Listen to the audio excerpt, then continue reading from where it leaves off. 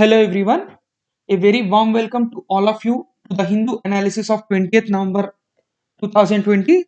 So let's quickly start today's news. The very first article which is very important in today's news analysis is terror funding and Saeed gets 10 year in jail. Now, who is this Saeed and why is it important for us? सो एक चीज यहाँ पे आप लोगों को साफ साफ देखने को मिल रहा है कि this is related to terror funding. So let's quickly see what it is about. The Mumbai terror attack mastermind and Jamaat ud Dawa के chief Hafiz Saeed. So Mumbai terror attack, for those who don't know, 26/11 is a black day in one form of the history because it is significant in other history. So 26/11 is actually our Constitution Day, and on this very same day, there was a terror attack in Mumbai which resulted in nearly 200 deaths. So that is something which is very significant. So 26/11/2008 is the date when in Mumbai 10 terrorists have started shooting common people in various places in Mumbai. आप सब शायद कसब के नाम सुने ही होंगे. वो भी वो बस एक ही ऐसा व्यक्ति है जो इस अटैक में सर्वाइवल के रूप में पकड़ा गया था, यानी कि उसको हम लोग जिंदा पकड़ पाए हैं. All the other people we were unable to catch them alive, we shot them dead. And the mastermind behind this attacks is Hafiz Saeed. He is the chief of a terrorist organization called Jamaat ud Dawa, and he is also the founder of Lashkar-e-Taiba. Lashkar-e-Taiba is another terror organization which was responsible for 2001 parliament attacks and also many other attacks on our country. So इन सारे attacks की जो accused है, जिसका mastermind है हफीज सईद, उनको अब पाकिस्तान की court ने 10 साल की सजा दी थी. So he was sentenced for 10 years by the anti-terrorism court in Pakistan in 2 more terror financing cases. इनको और 2 टेरर फाइनेंसिंग केसेस की वजह से इनको 10 साल की सजा मिली थी.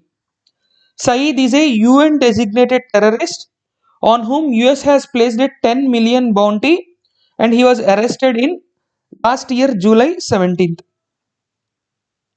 He was sentenced to 11-year jail by anti-terrorism court in February in 2 other cases. लेकिन यहाँ पे आप लोग एक चीज जानना चाहिए कि पाकिस्तान जो है वो बस सजा देती है, लेकिन वो ठीक तरह से लोग वहां पे उनका जो इम्प्लीमेंटेशन है वो नहीं कर पाती है. Pakistan will arrest people, keep them in jail, but they will provide all the facilities without the notice of other countries और इंटरनेशनल मीडिया. यानी कि जेल में भी उन लोगों को राजाओं की तरह ट्रीट करती है Pakistan. So the anti-terrorism court of Lahore sentenced these people to another 10-year imprisonment, but the biggest question is how far is it going to happen, or how far is he going to remain in jail, or he will be even more powerful while going to jail. पूरे 41 cases है इनके खिलाफ, and already 24 cases में judgement आ चुकी है. कई सारे cases और भी इनके खिलाफ पेंडिंग है. And this Thursday sentencing comes 4 weeks after the Paris-based Global Money Laundering and Terrorist Financing Watchdog, that is the Financial Action Task Force, FATF ने पाकिस्तान को ग्रे लिस्ट में रिटेन कर दिया था because Pakistan was not taking any appropriate action against the terrorist. और इसके बाद फिर फरवरी 2021 में इनका नेक्स्ट रिव्यू है. उस रिव्यू से पहले ग्रे लिस्ट से ब्लैक कुछ अपर लिस्ट यानी कि कुछ बेटर पोजीशन में आने के लिए अब पाकिस्तान जो है वो इनका ट्रेल स्पीड अप कर दिया था, because it is one of the 6 main obligations which was failed by Pakistan, because there are two terrorist Maulana Masood Azhar. He is also responsible for the parliament attacks. And the next person is Hafiz Saeed. These two people are internationally wanted terrorists and they are most wanted by India. But Pakistan is trying to protect them. Now, in the fear of FATF, Pakistan ने क्या किया था? Hafiz Saeed को गिरफ्तार कर दिया था. So that is all you need to learn in this particular article. The next one is very important in terms of आपके GS2 के इंडिया एंड इट्स नाइबरहुड के टॉपिक में काफी ज्यादा इंपॉर्टेंट है because the RCEP, though Sri Lanka is not part of RCEP, India as India decided not to join RCEP. What will be the effect of this decision on Sri Lanka? Sri Lanka's growing emphasis on tapping the emerging Asian market would make the China-led RCEP agreement seem an ideal forum to build trade ties in the region. मतलब क्या है दोस्तों, अब श्रीलंका जो है वो Asian markets में अपना होल्ड जो है वो काफी ज्यादा इंप्रूव करना चाहती है and in order to improve that the best source what it can do is nothing but your RCEP. If Sri Lanka talks about RCEP or any related organizations or a free trade agreement with RCEP or any of the member countries, that will be a very big deal for Sri Lanka. But given the island nations current economic challenges and India's decision to opt out of the grouping, it is not so easy for Sri Lanka. क्योंकि अभी भारत ने भी RCEP के बाहर रहने की फैसला ली है और श्रीलंका इकोनॉमिक कंडीशन भी काफी ज्यादा प्रॉब्लम्स में है, तो इसलिए ये इतना आसान नहीं होगा श्रीलंका को RCEP में ज्वाइन करने में. Few would, despite Sri Lanka's distinct advantage, its strategic location in the Indian Ocean, along one of the busiest shipping routes in the world. दुनिया के बहुत ही busiest shipping route था अटलांटिक. उसके बाद अगला जो मोस्ट इंपॉर्टेंट शिपिंग रूट है वो है इंडियन ओशन वाला shipping route which connects Africa and Australia के बीच के जो भी ओशियानिक एरिया है उस area which connects all the Asian countries, predominantly the Southeast Asian countries, and Sri Lanka is in such a territory जहां पे उसके काफी ज्यादा एडवांटेजेस होंगे because that acts as a pit stop either for resources or for maintenance or for other things.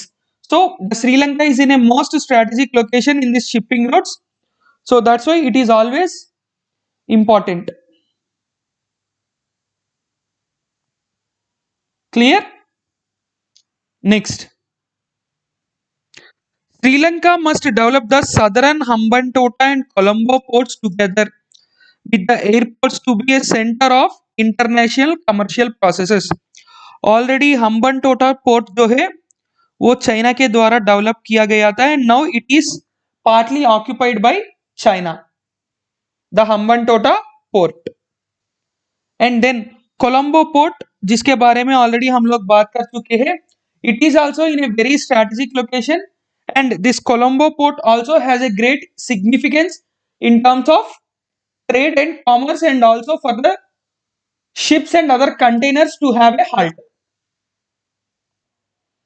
The Prime Minister and Finance Minister of Sri Lanka also underscored his government's priority to swiftly developing China-backed Colombo Port City as a hub of international business as well as investment.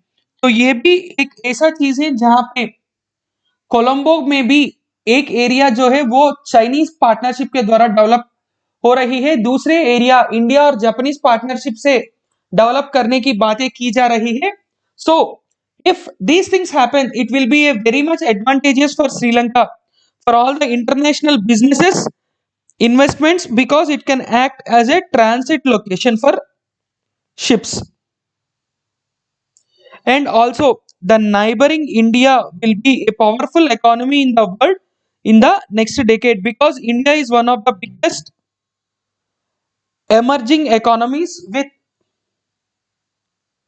nearly 3 trillion GDP with a target of 5 trillion GDP by 2022, or because of this COVID you can say by 2024 India is targeting 5 trillion economy. So that is all very important. When you have a economic superpower near you, then there will be a lot of need for imports in that particular emerging economy, and you can be a export hub from your place, because it will be very easy logistically to export from your area of Sri Lanka to any part in India. Then, while there is no direct reference to the RCEP, अब हम यहाँ पे किसके लिए बात कर रहे हैं? The prime minister of Sri Lanka Sri Lanka mister Mahinda Rajapaksa, उन्होंने ये कहा था कि the president administration has stated trade vision as well as former prime minister passionate argument that Sri Lanka needed to turn more eastward in its economy and trade diplomacy. यहाँ पे आप लोग एक चीज जानना चाहिए, श्रीलंका के प्रेसिडेंट जो है उनके साथ साथ prime minister, these two people are brothers. The Rajapakse family, the Rajapaksa family जो है वो कई साल से श्रीलंकन पॉलिटिक्स में काफी ज्यादा एक्टिव है। Mahinda Rajapaksa is the prime minister now and he was once the president of Sri Lanka, and his brother Gotabaya Rajapaksa is the prime minister. यानी कि अगर वहां के प्रेसिडेंट या प्राइम मिनिस्टर जो भी कहेगा, इसका मतलब ये है कि दोनों लोग वही बात कर रहे हैं। And now these people are saying that Sri Lanka needed to turn more eastwards in its economic and trade diplomacy. Now, what are the predominant countries in its east? ASEAN. ASEAN, अगर हम लोग ASEAN के अलावा और भी countries को देखेंगे, so majority of the countries are members of RCEP, and it is still unclear is Sri Lankan government considering the RCEP membership, but Colombo seems to be open to that idea. यानी कि कोलंबो के दिमाग में ये consideration भी है कि हम लोग शायद इसको कंसिडर कर सकते हैं। We can consider the idea of joining RCEP, but it's still not clear whether the Sri Lankan government wants to join it or not. In the current situation, because there is a global pandemic, no country can stick to an isolationist policy. अब ये isolationist policy क्या होता है? यानी कि मैं अपने trade जो है वो अन्य देशों से एग्रीमेंट्स नहीं करूंगा, जिसको जरूरत पड़ेगी वही मेरे तरफ आएगा और मुझसे एक ट्रीटी साइन करवाएगा। It means I will sit like this and whoever wants to trade with me they'll come to me. ऐसा नहीं होगा दोस्तों आजकल, because every country needs every other country's help and the countries have to work together putting aside their political differences. जैसे कि हम लोग RCEP वाला आर्टिकल, जब RCEP साइन किया गया था, on Monday's news analysis we have discussed Japan, South Korea and all the ASEAN countries, they have many issues with China because of the South China Sea. South China Sea की वजह से उन लोगों के साथ सारे प्रॉब्लम्स है China के खिलाफ, लेकिन सब लोग अब एक ही बात पे आके आरसीईपी साइन किया था, because they want their trade and economy to revive. Later they can see about the political differences. Sri Lanka is pro-trade and will explore all multilateral agreements, including the RCEP, to explore what they can offer. However, if Sri Lanka were to make overtures or tap at RCEP's door, there may well be a queue. यानी कि अगर श्रीलंका जो है वो RCEP या किसी और दूसरे ऑर्गेनाइजेशन के डोर नॉक करने चाहती है, यानी कि Sri Lanka wants to join any other organization, definitely that organization will be of lot of demand and we will be having a lot of queue before Sri Lanka comes there. Then,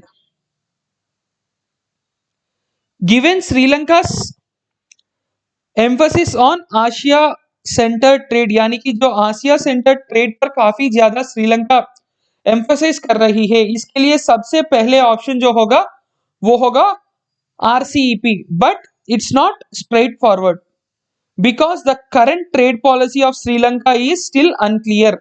Sri Lanka के trade policy जो है वो आज तक clear नहीं है, यानी कि जैसे कि आप लोग भारत को ही देखो, भारत पहले कहती थी लुक ईस्ट पॉलिसी, उसके बाद आया act east policy, now we are saying neighbourhood first policy. So we are very clear on our priorities. Today we are focusing mainly on Act East and Neighborhood First policy. So these policies say that for India its neighborhood and the eastern part of India, the countries which are located to east of India are more important strategically, and India wants to have a strategic partnership with these countries. But for Sri Lanka it is not yet clear. Following the coronavirus outbreak early this year, the government slapped significant import restrictions to conserve its draining foreign reserves. यानी कि उनका जो forex reserves है वो काफी कम हो रहा है, इसलिए इंपोर्ट्स पे बहुत ज्यादा रिस्ट्रिक्शंस लगाया था श्रीलंका ने in order to safeguard their foreign exchange reserves. So this is one form of protectionism, यानी कि खुद को बचा के रखना एक तरह से. So that is very important. And the government's position on these free trade agreements, जो फ्री ट्रेड एग्रीमेंट्स होते हैं उनके बारे में गवर्नमेंट की जो पोजीशन है वो कंसिस्टेंट नहीं है, यानी कि with changing governments changing policies, यानी कि एक गवर्नमेंट FTAs को काफी ज्यादा सपोर्ट करेगी, दूसरी गवर्नमेंट जो है वो बिल्कुल सपोर्ट नहीं करेगी. ऐसा कई सारे चेंजिंग पॉलिसीज है FTAs के बारे में या FTAs के खिलाफ श्रीलंका में.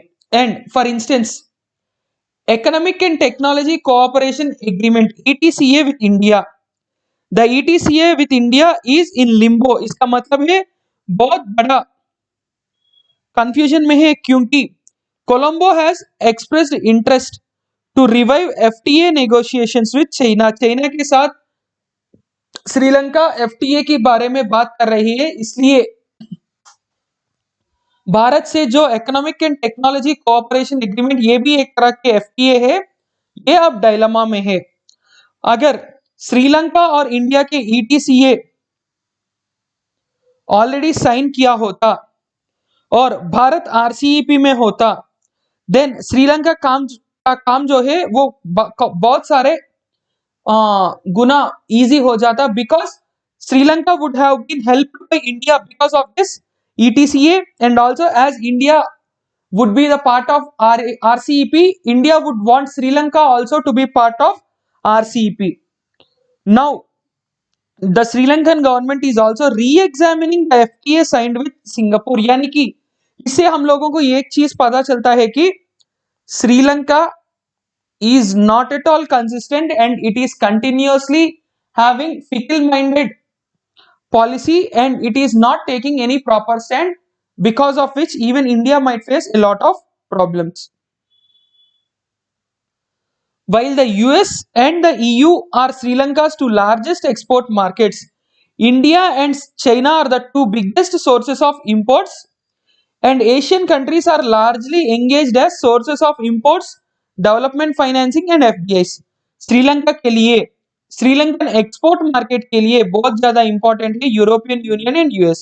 लेकिन श्रीलंका के बिगेस्ट सोर्सेस ऑफ इंपोर्ट्स कौन कौन सा देश है? India and China.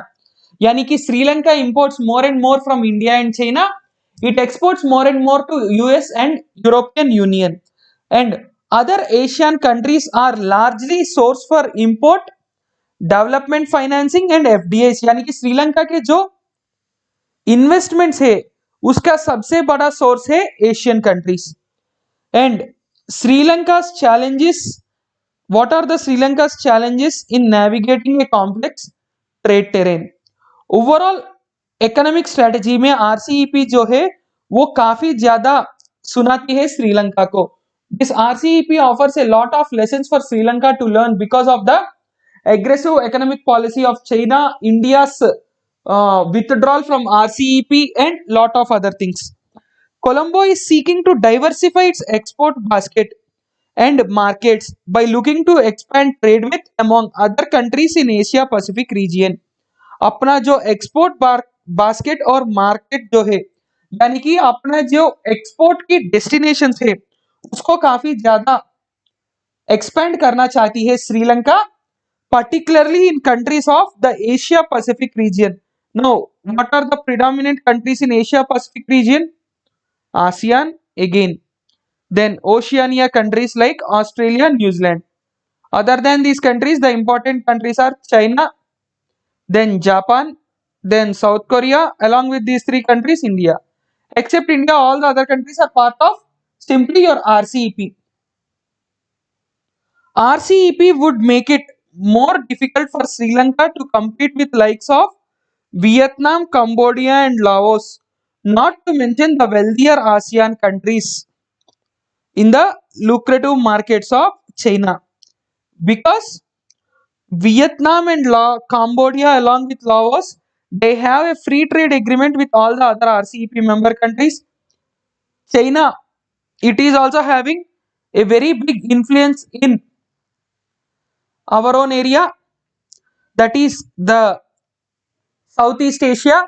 So China will also have open markets. Now these people have to mainly contact whom? These people have to contact other countries individually which are part of RCEP, so that before the Chinese markets and the Chinese products start flow in their market, before that these people have to sign a deal with individual countries like Japan, South Korea, Australia and New Zealand.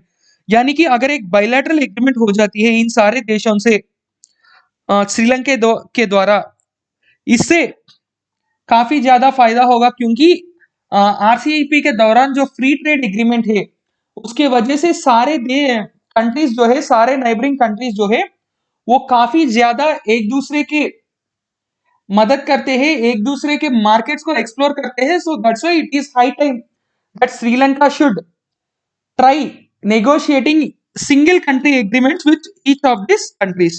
Then शायद India अगर RCEP का member बनेगी, then there will be a boost to Sino-Indian economic relations, because it will reduce the bilateral tensions. शायद अगर Bharat RCEP का member बनेगी तो उस वजह से इंडिया और श्रीलंका के रिलेशंस जो है वो काफी ज्यादा बेटर हो सकती है, क्योंकि अब भारत अगर आरसीईपी के मेंबर बनेगी तो सारे कंट्री से भारत फ्री ट्रेड एग्रीमेंट साइन करेगी. उस वजह से Indian market will be expanding and India will always lend a supportive hand to Sri Lanka. तो ये कहना है श्रीलंका के प्राइम मिनिस्टर के द्वारा. So this entire article simply emphasises only on one thing. Now what's that thing? The next article which we are going to discuss, तो और कुछ चीजें हैं श्रीलंका के बारे में, उसके बाद अगले आर्टिकल की ओर बढ़ेंगे. The immediate aftermath of the pandemic marked by the disruption to global supply chains, यानी कि जो इंपोर्ट और एक्सपोर्ट्स की एक सप्लाई चेन होती है वो काफी ज्यादा डिसरप्ट यानी कि डिस्टर्ब हुई है बिकॉज ऑफ द पैंडेमिक. और this led to a critique of globalisation, यानी कि अगर हर एक कंट्री सेल्फ सफिशिएंट बनने की काम करेगी तो ऐसे पैंडेमिक्स में दूसरे कंट्री से जब सारे एक्सपोर्ट्स और इंपोर्ट्स स्टॉप हो गए हैं तब ज्यादा दिक्कत नहीं पहुंच पाती है. तो in the age of hyper globalisation, यानी कि सब कुछ इंपोर्टेड और एक्सपोर्टेड ही इस्तेमाल की जा रही है, इस समय पे जहां पे हेजेमोनिक पावर यानी कि यूनिपोलर वर्ल्ड से हम लोग मल्टीपोलर वर्ल्ड की तरफ बढ़ रहे हैं. यानी कि पहले यूएसए और यूएसएसआर दो पोल्स होते थे, यूएसए यूएसएसआर. यूएसएसआर की ब्रेकडाउन के बाद यूएसए अकेला एक सुपर पावर बनी. अब USA and China are acting as super powers because China is posing a bigger threat to the USA. So and in future it is expected that USA, China, then along with this India is also on its way to become a superpower and economic superpower. So that's why it is towards a multipolar nation, यानी कि जहां पे कई सारे countries होंगे जो influential बनेंगे उस समय। ऐसे जो आरसीईपी जैसे ऑर्गेनाइजेशंस है, ये एक चीज को साबित करता है कि world is not retreating to the new era of fortress like inward looking economies, यानी कि जब इस पैंडेमिक में ग्लोबलाइजेशन को काफी ज्यादा गाली देते थे लोग, उस समय अगर आरसीईपी जैसा एक फ्री ट्रेड एग्रीमेंट, वो भी वर्ल्ड्स लार्जेस्ट एफटीए साइन किया जा रहा है, इसका मतलब ये है कि even today the countries are looking towards globalisation but not towards inside, that is protectionist measures. एक और पॉइंट जो काफी महत्वपूर्ण है यहाँ पे कि the most dynamic sub region in the world which is nothing but your South East Asia has come together to drive growth, employment generation, and higher incomes through increased integration of their economics on the back of reduced tariff। यानी कि जब free trade agreement होगा तो taxes कम होंगे, taxes कम होने की वजह से प्राइसेस कम होगा, जब प्राइसेस कम होंगे तो ज्यादा परचेसिंग होगा, जब ज्यादा परचेसिंग होगा तो इकोनॉमी बढ़ जाएगा। यानी कि जो मोस्ट डायनेमिक सब रीजन कहा जाता है हमारे south East Asia, south East Asia के सारे कंट्रीज जो है वो आरसीईपी में अब आए हैं। तो इस वजह से एक नए इकोनॉमिक पार्टनरशिप हम लोग देखने को मिलेगा। आगे जाके हम लोगों को देखना पड़ेगा कि इसका क्या असर पड़ रहा है पूरे दुनिया में। अगला जो आर्टिकल है वो प्रीलिम्स के हिसाब से काफी ज्यादा इंपॉर्टेंट है in terms of your environment and ecology.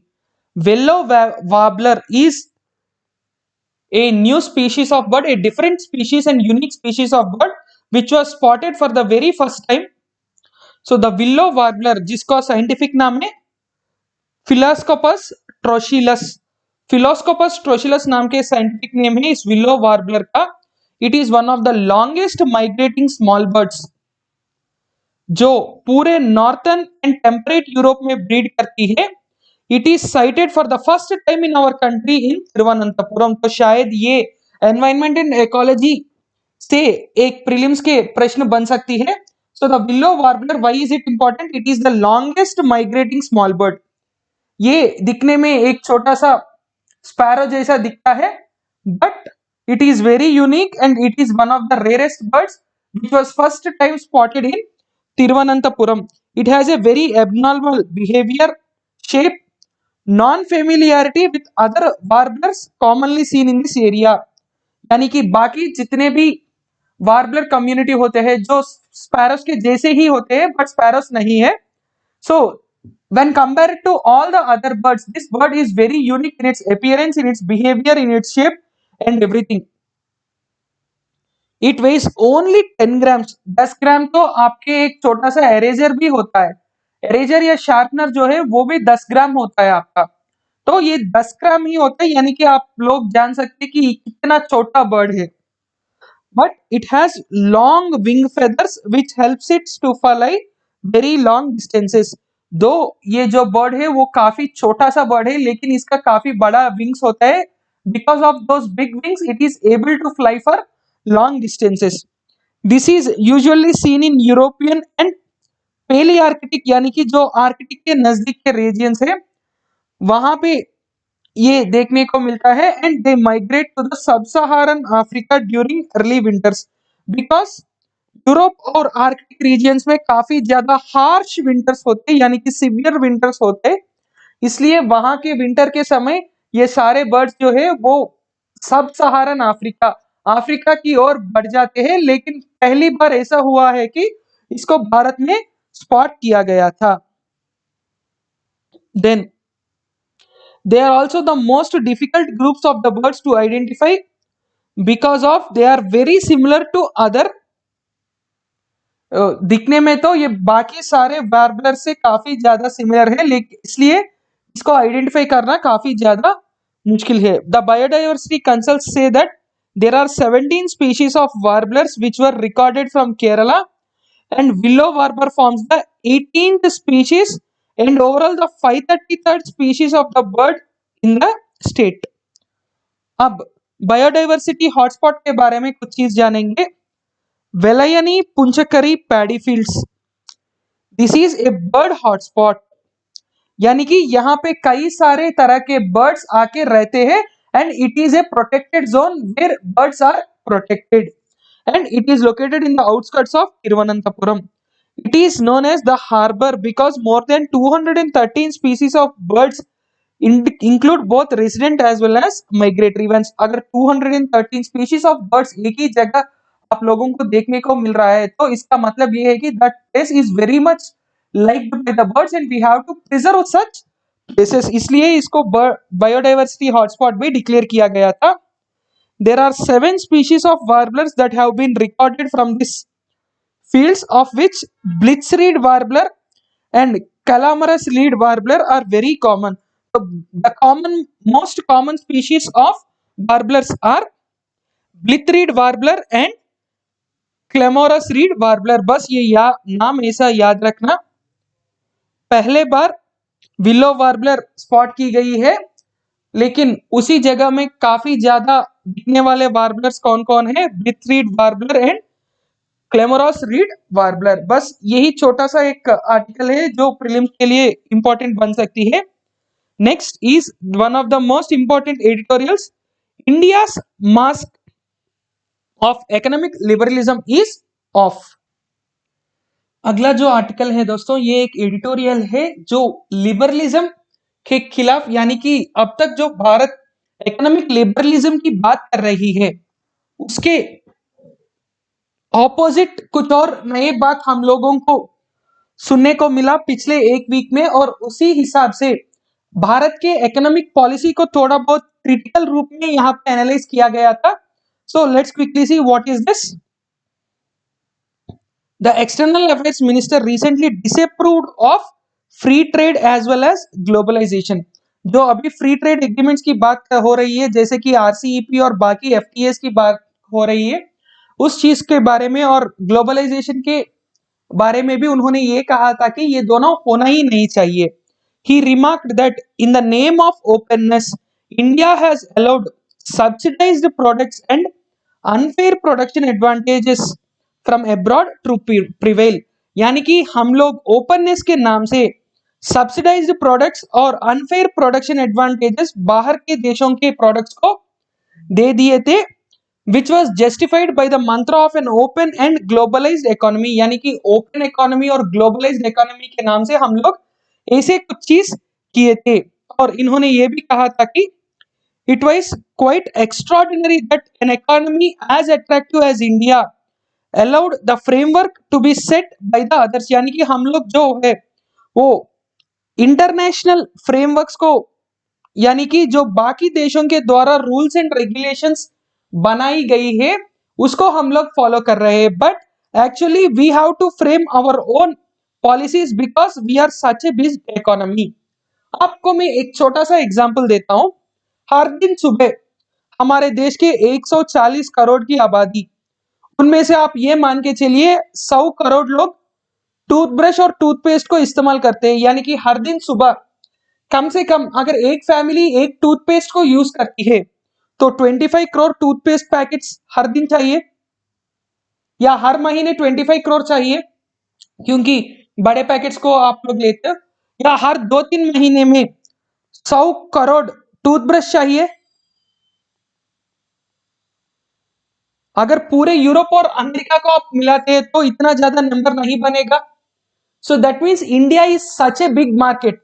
हमारे डे टू डे जो चीजें जरूरत है वही जो है पूरे यूरोप और अमेरिका के मार्केट से भी बड़ा है. जब इतना बड़ा मार्केट है तो हम लोग अपने रूल्स खुद को बनाना चाहिए, लेकिन हम लोग क्या कर रहे हैं? दूसरे लोगों के बनाए हुए रूल्स को फॉलो कर रहे हैं. This is not at all acceptable. ऐसा कहा था हमारे विदेश मंत्री श्री जयशंकर जी ने. These comments came in the backdrop of signing the RCEP by the 15 countries of Asia Pacific region. क्योंकि भारत इस आसियान और बाकी चाइना, जापान, ऑस्ट्रेलिया, न्यूजीलैंड के जो RCEP है उस आरसीईपी को साइन करना इसलिए मना कर दिया क्योंकि हमारे कुछ रिजर्वेशंस है उस एग्रीमेंट में और वो सारे रिजर्वेशंस को उन लोगों ने सीरियसली नहीं लिया था. That's why our people they have rejected this RCEP. And the criticism which India had to face because of not joining RCEP, with trade multilateralism at WTO remaining sluggish, FTAs are gateways for international trade. क्योंकि अब WTO जो है actually पूरे दुनिया का international trade जो है वो WTO के गाइडलाइंस के द्वारा होना चाहिए, लेकिन WTO is favouring few countries. WTO में भी कुछ देश को ज्यादा फेवर मिल रही है, इसलिए सबसे बढ़िया काम जो कर सकते हैं कोई भी देश इस चीज को लेके वो है FTA यानी कि free trade agreement. Now by not being part of any major free trade agreement, India can not be part of global value chains, यानी कि जो ग्लोबल सप्लाई चेन्स होते हैं, जो ग्लोबल इकोनॉमिक कॉरिडोर्स होते हैं, उनमें से किसी भी कॉरिडोर में भारत अब एक भाग नहीं बन सकते क्योंकि हमारे पास कोई मेजर फ्री ट्रेड एग्रीमेंट नहीं है. By refusing RCEP, India is now at the borders of its regional as well as global economy. India's competitors जैसे कि East Asian nations, they are being embedded in the mega FTAs which are in a far superior position to be part of global value chains and attract foreign investments. क्योंकि जब एक RCEP का conference होगा वो एक ऐसा position देगा उन सारे कंट्रीज को इन्वेस्टमेंट के लिए, फॉरेन इन्वेस्टमेंट के लिए, सप्लाई चेन्स के लिए या इकोनॉमिक कॉरिडोर्स के लिए जो अकेला भारत नहीं पा सकती है. So that is something which is seen as a lost opportunity by the editor, saying that if we have joined RCEP we would have got a lot of such additional advantages. India continues to remain a relatively closed economy. हम लोग आज के दिन भी बाकी countries से compare, यहाँ पे इन्होंने इसलिए रिलेटिव का शब्द इस्तेमाल किया था कि जब बाकी कंट्री से कंपेयर करें तो हम थोड़ा बहुत क्लोज्ड इकोनॉमी ही है. India is much more open economy than it was 3 years ago globally, but still it is relatively closed when compared to other major economies. यानी कि हम लोग जो 30 साल के पहले थे उससे काफी ज्यादा इंप्रूव हो गए थे, लेकिन बाकी जो डेवलप्ड कंट्रीज और बाकी जो कॉम्पिटिटर्स है अगर उनसे हम लोग कंपेयर करेंगे तो आज के दिन हम लोग भी थोड़ा बहुत क्लोज्ड इकोनॉमी के जैसा ही है.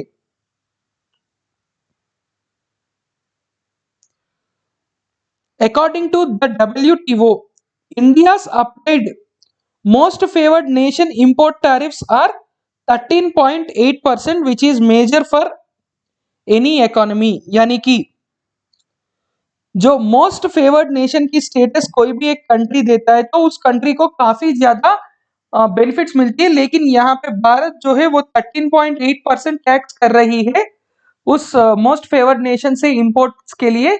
ये जो है वो पूरे दुनिया में हाईएस्ट है. And according to UNCTAD, United Nations conference on trade and development, इस इंपोर्ट रिस्ट्रिक्टिव इंडेक्स में यानी कि UNCTAD के द्वारा एक इंडेक्स रिलीज की जाती है जिसका नाम है इंपोर्ट रिस्ट्रिक्टिवनेस इंडेक्स, यानी कि कौन सा कंट्री कितना ज्यादा इंपोर्ट रिस्ट्रिक्शन करती है. Then India is placed under very restrictive category, यानी कि हमारा देश जो है वो काफी ज्यादा रिस्ट्रिक्टिव है. एंड 1995 से लेकर 2015 तक इस 25 साल के समय भारत ने 972 times anti dumping duty measures लिया है, यानी कि एंटी डंपिंग ड्यूटीज को क्या किया था, इंपोज किया था to protect domestic industry, and this is the highest in the world. And actually the author is saying this in a negative tone, but remember one thing, when China is dumping the products at a far lesser price, it is naturally justified to have some sort of anti dumping measures, but not to a greater scale. यानी कि एक equitable position में हम लोग उसको कर सकते हैं लेकिन बहुत ज्यादा नहीं कर सकते. आप मान के चलिए चाइना का प्रोडक्ट है 30 रुपया का, भारत का प्रोडक्ट है 50 रुपया का, हम लोग चाइनीज प्रोडक्ट का 60 रुपया नहीं देना चाहिए, और टैक्स लगाने के बाद उसको 50 रुपया के भारत में बेचने की अनुमति देना चाहिए, ताकि एक इक्विटेबल मार्केट होगा। लेकिन ऑथर ने ये कहना है कि जो हम लोग इस 20 रुपया का भी दे रहे हैं या 30 रुपया का जो टैक्स ले रहे हैं इस प्रोडक्ट पे, वो भी काफी ज्यादा है। Then blaming FTAs for the woes of Indian manufacturing, यानी कि हमारे जो मैन्युफैक्चरिंग इंडस्ट्री का प्रॉब्लम थे, हम लोग इसको रिकॉग्नाइज नहीं कर रहे हैं और हम लोग किसको ब्लेम कर रहे हैं? फ्री ट्रेड एग्रीमेंट्स को हम लोग ब्लेम कर रहे हैं। क्योंकि external affairs minister took indicate the FTAs by stating the effect of the past trade agreements have been deindustrialising some sectors, यानी कि जो एफटीएस की वजह से आज कुछ सेक्टर्स में डी इंडस्ट्रियलाइजेशन हो रही है। लेकिन द इकोनॉमिक सर्वे ने ये बात कहा था कि India has benefited overall from the FTAs sign so far. जितने भी एफटीएस हमने साइन किया था उससे हम लोगों को बेनिफिट ही मिला है, ऐसा कह रही है हमारे देश का economic survey. Moreover impinging FTAs, यानी कि एफटीएस को ब्लेम करना for deindustrialisation means believing oblivious to the real problem of Indian industry, यानी कि जो रियल प्रॉब्लम्स है उसको हम लोग रिकॉग्नाइज नहीं कर रहे हैं, हम लोग किसी दूसरे प्रॉब्लम पे गलत आरोप लगा रहे हैं, ऐसा कहना है अपना एडिटर का। The real problems are lack of competitiveness and absence of structural reforms. हमारे देश के मैन्युफैक्चरिंग सेक्टर में कॉम्पिटिटिवनेस बिल्कुल नहीं है और स्ट्रक्चरल रिफॉर्म्स की काफी ज्यादा जरूरत है। इन दोनों की वजह से हमारे डी इंडस्ट्रियलाइजेशन जो है वो रोक के इंडस्ट्रियलाइजेशन की ओर हम लोग आगे बढ़ सकते हैं। But if we blame FTAs we are going to get nothing. India has been one of the major beneficiaries of economic globalization, which was declared by IMF. After the 1991 economic reforms of LPG, liberalization, privatization, globalization के बाद भारत की economy जो है वो और भी faster pace grow हुई है and it led to an era of economic prosperity. जो आज का इकोनॉमिक प्रॉस्पेरिटी है वो इसलिए हुई है क्योंकि 1991 के जो एलपीजी रिफॉर्म्स है उनके बाद हम लोगों को काफी ज्यादा फायदा मिली है ग्लोबलाइजेशन के वजह से।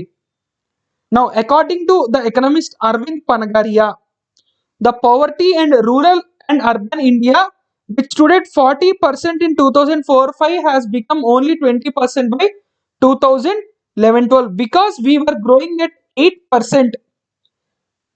Because of the international trade is the major progress for our country. India cannot expect foreign investors to invest if trade protectionism is the governments official policy, यानी कि अगर हम लोग प्रोटेक्शनिज्म जो है वो गवर्नमेंट के पॉलिसी के जैसा अगर हम लोग अडॉप्ट कर रहे हैं तो इसका मतलब ये है कि हम लोग फॉरेन इन्वेस्टर्स को ज्यादा भारत में अट्रैक्ट नहीं कर पाएंगे because they will be in a fear that any minute because of the protectionist measures their investment might be at risk. India must work towards the economic liberalization, globalization and free trade for its advantage. हमारे देश के भलाई के लिए हम लोग free trade agreements को काफी ज्यादा साइन करना चाहिए, हम लोग और भी ज्यादा ग्लोबलाइज होना चाहिए और भी ज्यादा इकोनॉमिक लिबरलाइजेशन जो है वो संभव होना चाहिए। Now it would really help India to gain a image as a global destination for all kinds of foreign investments. हर तरह के फॉरेन इन्वेस्टमेंट जो है उसमें हम लोग एक ग्लोबल डेस्टिनेशन बनने की संभावना मिलेगी जब हम लोग और ज्यादा ग्लोबलाइजेशन और लिबरलाइजेशन की ओर आगे बढ़ेंगे। Next important article is digital India के बारे में, जो हमारे प्रधानमंत्री जी ने कहा था उसके बारे में थोड़ा बहुत हम लोग देखेंगे। So digital India is now A way of life. Bengaluru की टेक समिट में हमारे प्राइम मिनिस्टर ने कहा था कि technology first is India governance model. ये भी आप लोगों को एक प्रश्न बन सकता है कि what is the India governance model. Bharat का गवर्नेंस मॉडल है टेक्नोलॉजी फर्स्ट और डिजिटल इंडिया का मिशन जो है वो 2015 में लॉन्च किया गया है। It is not being seen as any regular government initiative, it has become a way of life especially for the poor and the marginalised and also for the government. Because अब जो चीज है सब कुछ हम लोग ऑनलाइन ही कर रहे हैं, ऑनलाइन क्लासेस हर कोने कोने तक पहुंच गया है। Every village is now having access to internet, smartphones, 4G and a lot of things. Thanks to many private players जिन्होंने काफी ज्यादा इन्वेस्टमेंट किया था इस चीज में. एंड पीएम ने पूरे यूथ को एक कॉल दिया था, यानी कि यूथ को एक मैसेज दिया था कि play a big role in devising robust cyber security solutions. क्योंकि डिजिटल होने की वजह से सबसे बड़े प्रॉब्लम क्या होता है? Cyber security. इसलिए साइबर सिक्योरिटी में जितना ज्यादा हो पाए उतना ज्यादा आप लोग इन्वेस्टमेंट्स कीजिए, इनोवेशंस कीजिए, आप लोग नए नए टेक्नोलॉजी को इन्वेंट कीजिए. ऐसा एक कॉल दिया था हमारे प्रधानमंत्री जी ने.